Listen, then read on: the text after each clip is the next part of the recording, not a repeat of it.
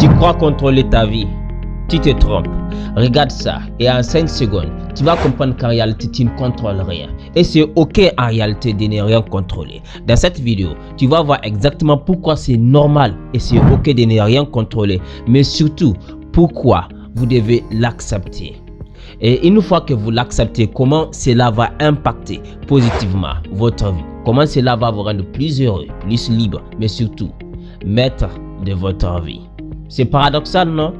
En réalité, si je vous dis qu'on ne contrôle rien, c'est dans l'objectif d'amener votre attention sur une chose très simple qu'on essaie de faire tous. Regardez, disons que c'est Ali ici. Oh là là, Ali.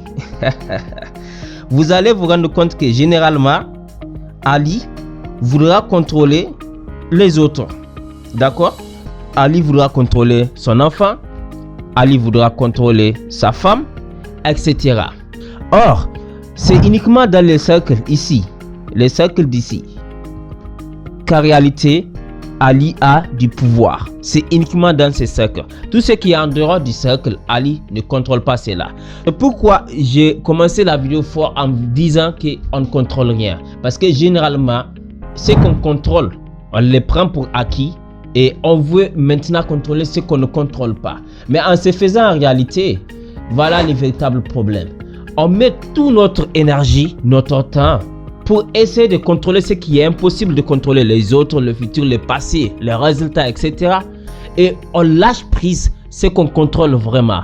Et ce qu'on contrôle vraiment, c'est très simple ici. Et c'est vraiment le plus important en réalité. Et en simple, voilà 3 choses majeures qu'on contrôle. Je ne peux pas dire que c'est les 3 choses uniquement, mais selon mes recherches, c'est uniquement ces 3 choses qu'on contrôle. Le choix, d'accord? Les choix qu'on fait, nos réactions suite à ce qui se passe et finalement nos actions. Donc là, c'est pertinent, c'est très simple. Peu importe ce que la femme de Ali va faire, les enfants de Ali vont faire ici.